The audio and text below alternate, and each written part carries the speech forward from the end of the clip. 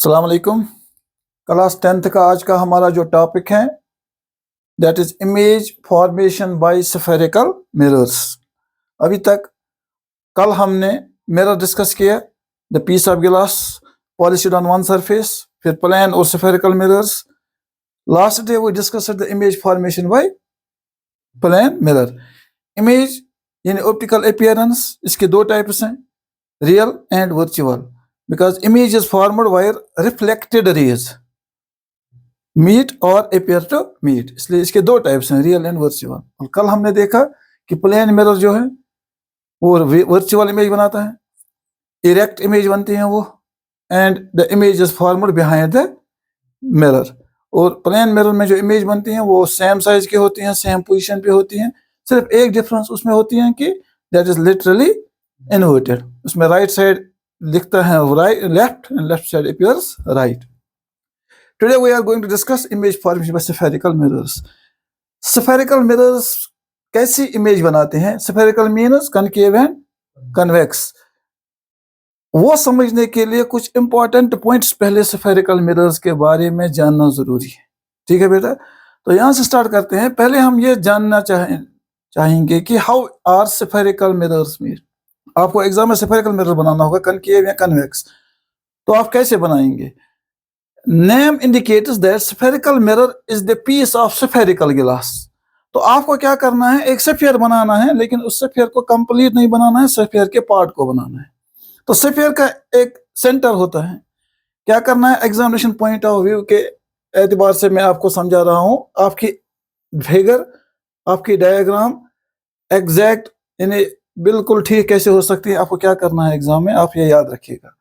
जो आपको पेपर होता है कॉपी का, उसमें ये रूल्स लगे हुए होते हैं। आपको इन रूल्स में से 3 या 5 चूज करने होंगे। कितने? 3 या 5। सपोज मैं यहाँ पे 3 लाइनें चूज करता हूँ, 1, 2 और 3। ये मेरा पेज है, ठीक। इसमें मैं बीच में से 3 लाइनें चूज करता हूँ। आप 5 ले सकते हैं, 7 ले सकते हैं, लेकिन इवन या ऑड लेनी, ऑड नंबर ऑफ लाइन्स। फिर क्या करना है, मैकेथल लाइन सिलेक्ट। अब इन 3 में से मिडिल लाइन है, इस पे मुझे प्रोटेक्टर लेना है, कंपास। क्या लेना है? कंपास। ठीक है बेटा, वो कंपास को मुझे इस मिडिल वाली, जो मैंने बीच वाली लाइन सेलेक्ट की है, इस पे रखना है। जैसे आप इमेजिन कीजिए कि ये जो थंब मेरा है, ये है कंपास नीडल और ये है पेंसिल। ठीक है बेटा, तो बीच वाली लाइन पे आपको कंपास प्लेस करना है, लाइन पे कहीं पे भी। फिर एक आर्क ड्रा करनी है। आर्क कैसे ड्रा करेंगे? इस लाइन से लेकर ऊपर वाली लाइन तक और नीचे वाली लाइन तक बराबर। इससे क्या फायदा होगा मैं आपको बताऊंगा। आपने जो आर्क डाली, आपने जो पीस डाला, आपने जो पार्ट बनाया, ये आपने बनाया एक ऐसी स्फीयर का जिसका ये सेंटर है, जहां पर आपने क्या रखा है, नीडल। इस तरह आपको ये पीस ऑफ द गिलास बन गया उस स्फीयर का जिसका ये क्या है, सेंटर। तो जहां पे आपने नीडल रखी थी वहां आप लिखिए C. This is C is the centre of the sphere. उस स्फीयर का सेंटर, जिस स्फीयर का ये एक छोटा सा हिस्सा है। ठीक, अब ये 3 लाइन या 5 लाइन सेलेक्ट करने का क्या मतलब है, क्या फायदा है? इससे यह फायदा है कि आपने जो ये आर्क इस लाइन से ऊपर भी एक लाइन तक डाली और नीचे भी एक लाइन तक, या ऊपर आप डालेंगे 2 लाइन तक, नीचे भी डालेंगे 2 लाइन तक। इससे क्या होगा, इससे आपको इस centre of this piece of glass, इसका सेंटर निकालना आसान हो जाएगा, जो हमें आगे जरूरत है। ठीक है, तो पहले हमें मिल गया, हमने एक आर्क डालनी है। आर्क फिर मैं रिपीट करता हूँ, 5 लाइनें चूज करनी है, या 7 लाइनें या 3 लाइनें। फिर बीच वाली लाइन पे आपको कंपास नीडल रख के एक आर्क डालनी है। आर्क इस लाइन से ऊपर भी 2 लाइन तक, नीचे भी 2 लाइन तक, ऊपर 3 लाइन तक, नीचे भी 3 लाइन तक, ऊपर 1 लाइन तक, नीचे भी 1 लाइन तक आर्क डाली आपने। अब ये बन गया पीस ऑफ गिलास। अभी ये मिरर नहीं है। उसके बाद अब इसको मिरर बनाना है, स्फेरिकल मिरर, क्योंकि ये स्फेरिकल पीस ऑफ गिलास है। जब इसको मिरर बनाएंगे तो ये बन गया स्फेरिकल मिरर। हमारे पास चॉइस है। कनकेव मिरर बनाने के लिए हमें पॉलिश करनी है कहां से, outer side. Concave mirror polish करने के लिए पॉलिश करनी है इनर साइड। चाहे आउटर साइड पॉलिश करें, इनर साइड, तो मिरर तो ये बनेगा, चाहे कनकेव या कन्वेक्स। फिर आपको यहाँ पे मार्क करना है, यहां से यहां तक ये है मिरर। अब ये बन गया mirror M and M dash. ठीक है बेटा, इसमें जो एक रेफरेंस पॉइंट हमें मिल गया। प्लेन मिरर के सामने कोई रेफरेंस पॉइंट नहीं है, कोई ऐसा खास पॉइंट नहीं है जिसको हम रेफरेंस पॉइंट मान लेते। लेकिन जब ये स्फेरिकल मिरर बनता है, मैं आपको कन्वेक्स भी साथ साथ दिखाता हूं ताकि यही चीज इसमें समझनी जरूरी है। बाकी आगे इमेज फॉर्मेशन बिल्कुल आसान है। सपोज यहां पर मैंने 3 लाइनें चूज की हैं, मुझे अब कन्वेक्स मिरर बनाना होगा, तो फिर आपको क्या करना है, बीच वाली लाइन चूज करके इस पे आपको कंपास नीडल रखकर एक आर्क डालनी है, ऊपर भी एक लाइन तक, नीचे भी एक लाइन तक, या 2-2 लाइन तक। जहां आपने कंपास नीडल रखी है वो है सेंटर ऑफ द स्फीयर। फिर इस पीस ऑफ गिलास को मिरर बनाना है। अगर तो कन्वेक्स मिरर बनाओ तो you have to polish it from the inner side. बन गया कन्वेक्स मिरर। दोनों जगहों पे हमें फिलहाल एक रेफरेंस पॉइंट मिल गया, ठीक है। जिन पॉइंट्स की में हम आज डिस्कस जो करने हैं, एक पॉइंट हमें मिल गया यहाँ पर, ये सेंटर। ये रेफरेंस पॉइंट मीन्स कि कोई चीज तो है जो मिरर के सामने है, ठीक, कोई डिस्टिंक्टिव पॉइंट तो है जो इस मिरर के सामने, मिरर के आसपास है। वो क्या है? सेंटर। इसे कहते हैं centre of curvature, denoted by C. तो एक रेफरेंस पॉइंट हमें स्फेरिकल मिरर में मिलता है, सेंटर ऑफ कर्वेचर। अब इसको हम डिफाइन करेंगे, क्या होता है सेंटर ऑफ कर्वेचर? क्या सेंटर ऑफ कर्वेचर मिरर का सेंटर है? No, this is the centre of sphere. उस स्फीयर का सेंटर, यानी अगर मैं ये पूरा स्फीयर डाल देता तो इस स्फीयर का सेंटर, जिसका ये मिरर एक छोटा सा हिस्सा है, तो यही हमें लिखना है, it is the centre of sphere, centre of sphere of which mirror is a part, mirror is a part. आया बेटा समझ? Centre of sphere of which mirror is a part, जिसका ये स्फेरिकल मिरर हिस्सा है, उस पूरे स्फीयर के इस सेंटर को कहते हैं centre of curvature, denoted by C. ठीक है, एक रेफरेंस पॉइंट।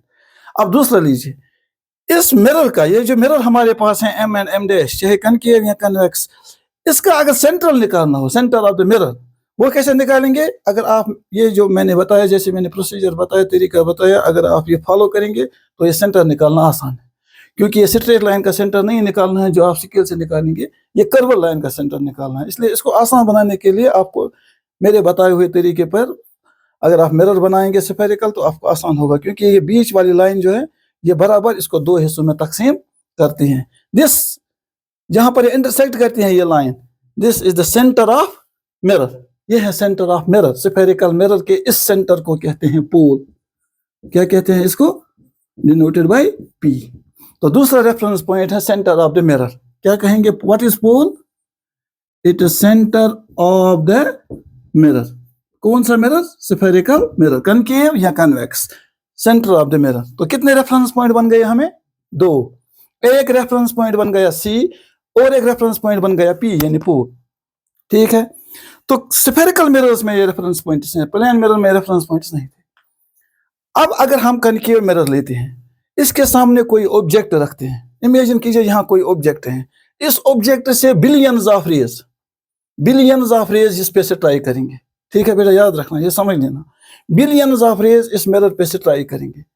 लेकिन as light always travels in the straight line, straight path, उन बिलियंस ऑफ रेज में से सिर्फ एक रे ऐसी होगी, सिर्फ एक रे ऐसी होगी which will pass through both of this reference points, जो इन दोनों के बीच में से गुजर जाएगी।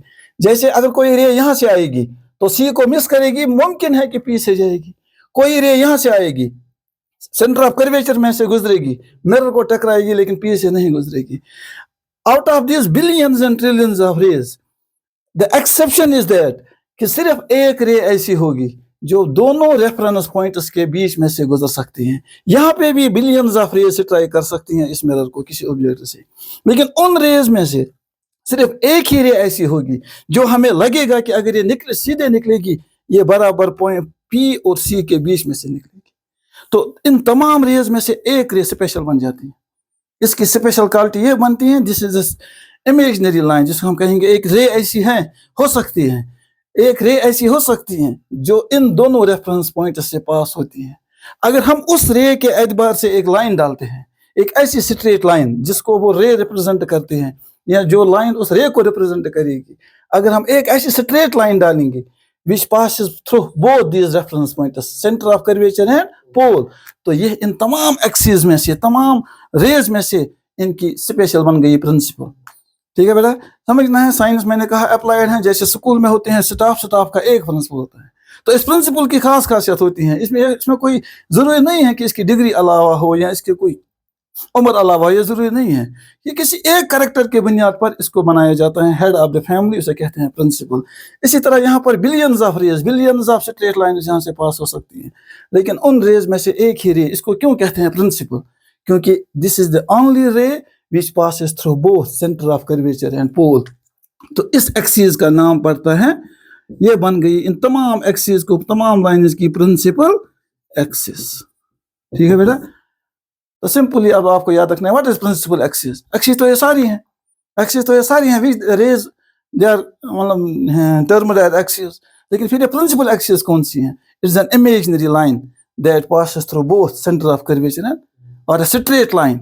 ठीक, क्या कहेंगे इसे? It is an straight imaginary line passing through center of curvature and pole of the mirror। मैं शॉर्ट में लिखूंगा pole of the mirror। ये कनकेव मिरर में भी है और कन्वेक्स मिरर में भी है। ठीक है, इसको अब आपको जब फिगर बनानी हो तो इसको आप सीधे डाल सकते हैं, स्ट्रेट लाइन कहाँ से? सेंटर ऑफ कर्वेचर एंड पोल। जो मिडल लाइन आपने चूज की थी वो उसके ऊपर से पेंसिल चलाना है तो खुद बन गई प्रिंसिपल एक्सिस। कितने पॉइंट्स आ गए? एक centre of curvature reference point, दूसरा पोल रेफरेंस पॉइंट, और तीसरे हमें बन गई एक special axis that is called principal axis. ठीक है बेटा, अब नंबर